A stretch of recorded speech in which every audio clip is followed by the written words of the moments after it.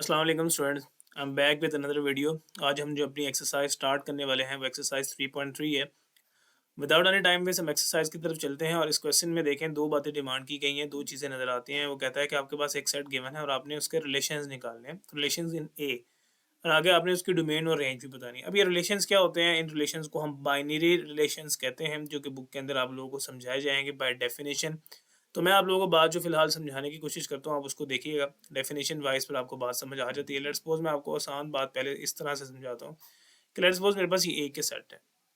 वो कहता है ए के रिलेशन बनाने के लिए आपने ए को ए से ही मल्टीप्लाई करना है। अब हमने इनके यूनियन लेना सीखा, इंटरसेक्शन लेना सीखा। अब इसमें मल्टीप्लिकेशन क्रॉस कैसे फाइंड आउट करते हैं, क्रॉस प्रोडक्ट बेसिकली निकाला जाता है इन कार्टेशियन प्लेन में। कैसे निकाला जाता है वो आपको बात समझा रहा हूँ। सिंपल मल्टीप्लिकेशन का मतलब बच्चे समझते हैं 1 2 कर दो, जबकि ऐसा नहीं होता। अब ये लेट्स सपोज दो सेट्स लिखे मैंने। अब इसकी मल्टीप्लिकेशन में क्या होता है कि आपने इसका रिलेशन पहले इसको इसके साथ मल्टीप्लाई करना, तो आप ऐसे करके लिखेंगे 1 1 ऑर्डर पेयर की फॉर्म में। फिर आप यहाँ पे लगाते हैं 1 को, फिर आप 2 से मल्टीप्लाई करते हैं, तो यहाँ पे 1 2 नहीं कर देना, इस तरह से आपने इसको ऑर्डर पेयर की फॉर्म में लिखना है। इसी तरह 2 1 आपके पास बनेगा और ये आपके पास 2 2 बनेगा। अब इसके चार जो हैं बेसिकली चार ऑर्डर पेयर्स बने हैं। क्यों? क्योंकि इसके अंदर भी दो एलिमेंट्स से, इसके अंदर भी दो एलिमेंट्स से, 2 2 4 सिंपल। यहाँ पे 4 ऑर्डर पेयर जो है बन रहे होते हैं। इसको हम कहा कि हमने ए क्रॉस ए जो है निकाल लिया। ये बेसिकली क्रॉस प्रोडक्ट निकाला गया। अब इसके अंदर से रिलेशन कैसे निकालना है, जिसे बाइनरी रिलेशंस कहते हैं। और रिलेशंस डिफरेंट तरह के हो सकते हैं, वो हम देखते हैं कि क्या कंडीशन है। अगर आपके पास कोई कंडीशन नहीं है तो आप इसके अंदर से कुछ भी कोई भी ऑर्डर पेयर निकाल सकते हैं। लेट्स सपोज मैं इसके अंदर से ये वाला ऑर्डर पेयर निकाल लेता हूँ, 1 1 निकाल लेता हूँ, और इसके साथ मैं लेट्स सपोज 2 2 निकाल लेता हूँ। मेरी अपनी मर्जी है। तो ये मेरा एक रिलेशन बन गया। इसके अंदर से मैं एक और रिलेशन निकाल सकता हूँ। मैं 1 1 के साथ साथ 1 2 निकाल लूँ। साथ में मैं लेट्स सपोज 2 1 भी लिख सकता हूँ, ये भी मेरा रिलेशन है। तो इसी तरह मैं इसके अंदर से काफ़ी सारे रिलेशन निकाल सकता हूँ। तो अब यहाँ पे क्वेश्चन के अंदर वो कहता है कि रिलेशन निकालने कैसे हैं, वो कंडीशन बताएगा और फिर हम उस कंडीशन के अकॉर्डिंग रिलेशन निकालेंगे। अब दूसरी बात यहाँ पे इंपॉर्टेंट आ जाती है डोमेन और रेंज की। लेट्स सपोज मैंने R2 निकाला। अब डोमेन क्या चीज़ है? जो ऑर्डर पेयर्स, जो रिलेशन आप निकालते हैं, जो ये R1 आपने निकाला है, इसका ये जो फर्स्ट वाला एलिमेंट है, इसको हम कहते हैं डोमेन। ये वाला की डोमेन। अब लेट्स सपोज R1 की अगर मैं डोमेन लिखूं, तो R1 की डोमेन मेरे पास क्या आएगी? R1 की मेरे पास आएगी 1 2। इसी तरह मैं R2 की अगर डोमेन निकालूं, तो इसकी 1 1 और इसकी भी यही आ जाएगी। 1 1 रिपीटेड है तो आपने रिपीट नहीं करना उसको। इसकी डोमेन भी मेरे पास यही आएगी। तो डोमेन का क्या मतलब? ये ऑर्डर पेयर के अंदर, रिलेशन के अंदर फर्स्ट वाले एलिमेंट। और रेंज का क्या मतलब है? रेंज का मतलब है ये जो सेकंड वाले, की रेंज क्या है? 1 2 ही आएगी। इसकी रेंज हमारे पास, इसकी रेंज भी हमारे पास 1 2 ही आ रही है। तो मैंने ऑर्डर पेयर्स इसी तरह के लिए थे कि डोमेन रेंज सेम आ रही है, बट डोमेन और रेंज जो है डिफरेंट आ सकती है। तो डिपेंड करती है। रिलेशन इस तरह से निकाल लिए तो फर्स्ट वाले एलिमेंट को आप जो है ऑर्डर पेयर के डोमेन कह रहे होते हैं और सेकंड वाले को रेंज कह रहे होते हैं। तो ये सिंपल सा कॉन्सेप्ट है कि रिलेशंस कैसे निकालने हैं और डोमेन रेंज कैसे निकालनी है। अब हम अपने अपने क्वेश्चन की तरफ चलते हैं। जब क्वेश्चन को पढ़ेंगे बात आपको समझ आ जाएगी। इसकी डेफिनेशन आपके पास बुक में गिवन है, वहाँ से आप चेक कर लीजिएगा। फर्दर और बात समझ आ जाएगी। फिलहाल हम अपने क्वेश्चन की तरफ मूव करते हैं। जी, तो क्वेश्चन नंबर 1 मैंने आप लोगों के लिए यहाँ पे लिख दिया है और थोड़ा सा सॉल्व भी कर दिया है, ताकि ज़्यादा टाइम आप लोगों के लिए वेस्ट ना हो। आप क्वेश्चन को फोकस कीजिएगा। फॉर ए वो कहता है आप लोगों ने एक रिलेशन बनाना है, द फॉलोइंग रिलेशंस इन ए। जो ये नीचे फॉलोइंग रिलेशन जो है नीचे दिए गए हैं, जो आपने बनाने हैं। लेकिन सबसे पहले आपको रिलेशन निकालने के लिए ए क्रॉस ए निकालना पड़ेगा। और ए क्रॉस ए निकालना मैंने आप लोगों को पीछे सिखाया है। ध्यान से बात को यहाँ पे फोकस कर लीजिएगा। पहले आप 1 को 1 के साथ करते हैं, ये फर्स्ट ऑर्डर पेयर बन गया 1 1। फिर इसी 1 को आप 2 के साथ करते हैं, 1 2 बन गया। इसी 1 को आप 3 के साथ बनते हैं, 1 3 लिख दिया। और इसी 1 को 4 के साथ लिखते हैं, 1 4। तो जब भी आपने लिखना है उनको ऑर्डर पेयर्स की फॉर्म में लिखना है। मतलब 1 को अगर आप 1 के साथ बना रहे हैं तो ऐसे करके उसको ऑर्डर पेयर की फॉर्म में लिखें। 1 क्रॉस मल्टीप्लाई करके 1 नहीं लिख देना। तो यही एक बात आपने कर ली। उसके बाद 1 को 1 के साथ 4 बना लिए। फिर 1 खत्म हो गया तो 2 को पकड़ा, 2 1 किया। ये देखें ये 2 1 हुआ हुआ है। यहाँ पे 2 2 करें और इसी तरह यहाँ पे फिर 2 3 करें और फिर यहाँ पे 2 4 करें। इसी सीक्वेंस के साथ जो है आप चलते जाएंगे तो आपके ये सारे के सारे ऑर्डर पेयर जो हैं बन जाएंगे। टोटल 16 बनने चाहिए, बिकॉज इसके अंदर 4 है, इसके अंदर 4 है। 4 4 16 बन गए हैं। अब असल काम जो है वो हमारे पास नेक्स्ट में है। वो कहता है कि आपने रिलेशंस निकालने हैं। कंडीशन आप लोगों के पास है, ये सेट बिल्डर फॉर्म में लिखा हुआ है, सेट बिल्डर फॉर्म पढ़ चुके हैं। वो कहता है x comma y such that y is equal to x, या एक्स इक्वल टू वाई होना चाहिए। अभी एक्स वाई क्या चीज़ है? हमारे पास ये जो ऑर्डर पेयर्स होते हैं जैसे ऐसे करके जब भी ब्रैकेट में अंदर ऐसे करके एलिमेंट्स लिखे जाते हैं 3,4 लेट्स सपोज लिखा। तो ये वाला याद रखें एलिमेंट, पहले वाला एलिमेंट जो है ये x का होता है, दूसरे वाला एलिमेंट याद रखें ये किसका होता है, y का होता है। तो ये x, y का मतलब ये है इन सिंपल कि पहले वाला एलिमेंट आपके पास x का है, दूसरे वाला एलिमेंट आपके पास y का है, ऑर्डर पेयर ऐसे करके लिखा जाता है। लेट्स सपोज मैं ऐसे करके लिख लेता हूँ कोई -1,0, इसका मतलब x मेरे पास जो है ये है और y मेरे पास जो है वो ये है। तो इन ऑर्डर पेयर, सिंपल सी बात है, जो आपने रिलेशंस बनाए हैं इनको ऑर्डर पेयर की फॉर्म मतलब ब्रैकेट की फॉर्म में लिखा है और उसके अंदर पहले वाला एलिमेंट जो है वो x का होता है, दूसरे वाला एलिमेंट आपके पास y का होता है। वो कहता है आपको वो रिलेशन चाहिए जिसमें x, y की फॉर्म में क्वेश्चन तो लिखा हुआ है, ये x, y का मतलब पहला x है, दूसरा definitely y, such that y is equal to x होना चाहिए। मतलब ये एलिमेंट्स बराबर हों, जो x है वही y है। मतलब x, y तभी होगा ना जब मैं ऐसे लिखूंगा 2,2, इसमें भी x 2 है, y भी 2 है। अगर मैं 3,1 लिख लेता हूँ तो इसका मतलब x is equal to y तो नहीं है, x डिफरेंट है, y डिफरेंट है, x 3 है, y 1 है, ये सेम नहीं है। तो वो कहता है वो एलिमेंट्स निकालें इसके अंदर से, वो ऑर्डर पेयर्स निकालें अपने रिलेशन R1 के अंदर। मैं से R1 कहता हूँ, पार्ट 1 है, मैं R1 का नाम दे देता हूँ। R1 मतलब रिलेशन 1 निकाल रहे हैं, फर्स्ट पार्ट सॉल्व कर रहे हैं।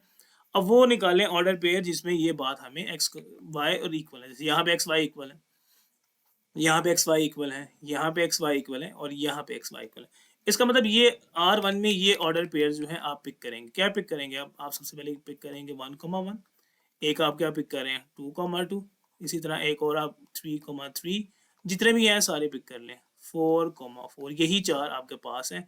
तो यही चार आपके पास आ गए। अगली बात जो है वो कहता है इसके आपने डोमेन भी निकालनी है और रेंज भी निकालनी है। क्वेश्चन आपके पास गिवन है, डोमेन निकाले, और आपको मैंने बताया था डोमेन रेंज के लिए इस लेक्चर के स्टार्ट में कॉन्सेप्ट में। याद रखें जो फर्स्ट वाले एलिमेंट होते हैं, जैसे एक्स कहते हैं, फर्स्ट वाले एलिमेंट ऑर्डर पेयर्स के अंदर, उनको हम जो है डोमेन कहते हैं। मतलब इसकी डोमेन ये 1 2 3 और 4, इसकी डोमेन क्या आ जाएगी 1 2 3 4। डोमेन रेंज को आपने ऑर्डर पेयर की फॉर्म में नहीं लिखना, उसको आपने इस तरह से लिखना। इसी तरह इसकी रेंज निकालें। रेंज में भी आपके पास याद है कि सेकंड वाले एलिमेंट्स को रेंज कहते हैं, जो इसकी डोमेन है वही इसकी रेंज आ रही है फिलहाल के लिए, क्योंकि एक्स और वाई इसमें जो है वो इक्वल ही थे। तो ये मेरे पास जो है R1 मैंने निकाल लिया है, रिलेशन 1 निकाल लिया है, जिसकी कंडीशन आपके पास थी y is equal to x। अब आपको R2 चाहिए, उसके लिए हम आगे मूव करते हैं। जी, तो R2 की कंडीशन को आप फोकस कीजिएगा। R1 हमने कर लिया। R2 की कंडीशन ये कह रहा है कि अगर आप इन दोनों को ऐड करें, मतलब दो एलिमेंट्स को ऐड करें, तो आंसर शुड बी 5। मतलब अगर आप ऑर्डर पे ऐसे कोई है 1,4, इसको ऐड करें तो आंसर आपके पास 5 आना चाहिए। इसी तरह 2,3 भी हो सकता है, ठीक है, 3,2 भी हो सकता है। मतलब इन ऑर्डर पेयर के अंदर वाली वैल्यू x और y को ऐड करने से आंसर 5 मिल रहा हो। तो आप ऑर्डर पेयर को देखते हैं, कौन सा ऑर्डर पेयर आपके पास ऐसा है जो आपको 5 आंसर देगा ऐड करने से। R2 में उन ऑर्डर पेयर्स को जो है आप पिक कर लेंगे। अब आप देखेंगे, ढूंढते हैं, इसको ऐड करने से 2 आ रहा है, 3 आ रहा है, 4 आ रहा है, ये आपके पास जो है 5 दे रहा है, ये 5 दे रहा है, ये 5 दे रहा है, और कौन, ये हमारे पास 5 दे रहा है हमें आंसर, ये 5 दे रहा है, और आई डोंट थिंक सो कि और कोई ऑर्डर पेयर हमें 5 आंसर दे रहा है। तो उन ऑर्डर पेयर्स को यहाँ पे लिख देंगे जिनको ऐड करने से 5 आ रहा है, क्योंकि R2 की कंडीशन ही ये थी कि आपने वो ऑर्डर पेयर्स पिक करने हैं जिनको ऐड करने से हमारे पास 5 आ रहा हो। तो 3,2 इसको ऐड करने से भी 5 आ रहा है, एंड 4,1 इसको ऐड करने से भी मेरे पास 5 आ रहा है। तो ये चार हमारे पास, 5, 1 2 1 को मिस कर दिया मैंने आई गेस, 1 4 2 3 3 2 4 1, चार ही है हमारे पास। और कोई देख लें किसी को ऐड करने से 5 ना आ रहा हो, हम कोई मिस ना कर जाए जल्दी में। आई डोंट थिंक सो कि कोई अगर आ रहा हो तो आप चेक कर सकते हैं। अब इसकी डोमेन निकालें, डी से डोमेन को शो कर रहा हूँ।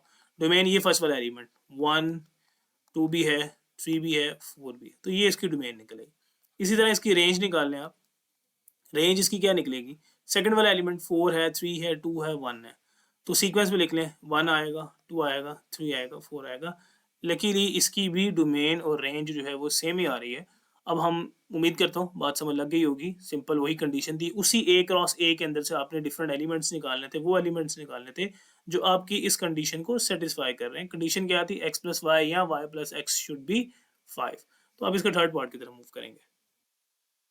तो R3 पे हम आ जाते हैं। R3 की क्या कंडीशन है, R3 की कंडीशन को देखिएगा। R1 और R2 मैंने आपको प्रीवियसली बता दिए। R3 की कंडीशन वो ये कहता है कि x plus y less than 5। इसे हम इस तरह से पढ़ते हैं, वो कहता है आप दो नंबर्स को जब ऐड करो, इन दोनों ऑर्डर पेयर्स वाले नंबर को, तो आंसर 5 से छोटा आना चाहिए, बराबर भी नहीं आना चाहिए। मतलब 1 2 3 4 आ सकता है, कुछ भी आ सकता है, लेकिन 5 ना हो, ना 6 हो, मतलब 5 इनसे छोटा हो। तो आपको वो ऑर्डर पेयर्स यहाँ से ढूंढने हैं जिसका आंसर जो है आपको 5 से छोटा मिले। तो वो ऑर्डर पेयर्स आप तलाश करें, यहाँ पे देखें कौन से ऑर्डर पेयर्स हैं जो आपको लेस देन 5 आंसर देंगे। जैसे अब ये है, ये आपको ऐड करने से लेस देन 5 देगा, लेस देन 5 देगा, 4 आएगा, लेस देन 5 होगा। ये ऑर्डर पेयर भी हो सकता है, 2, 1 हो सकता है। और हमारे पास x, y की फॉर्म में, हाँ, x, y की फॉर्म में देखने हैं जो आंसर आपको जो है लेस देन 2 दे रहे हो, ये भी आपको लेस देन 2 दे रहा है, और आई थिंक ये भी आपको लेस देन 2 दे रहा है, और मेरे पास कोई भी लेस देन 2 नहीं आ रहा। तो ये 6 ऑर्डर पेयर्स हैं, इनको आप जो है अरेंज करके लिख लेंगे।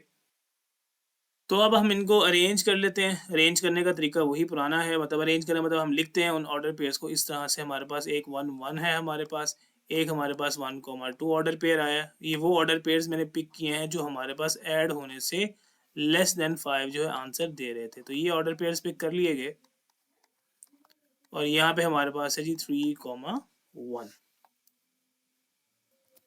जी, तो हमने अपने उन ऑर्डर पेयर्स को अरेंज करके लिख लिया जो उस कंडीशन के अकॉर्डिंग आंसर दे रहे थे कि ऐड करने से लेस देन 5 आए।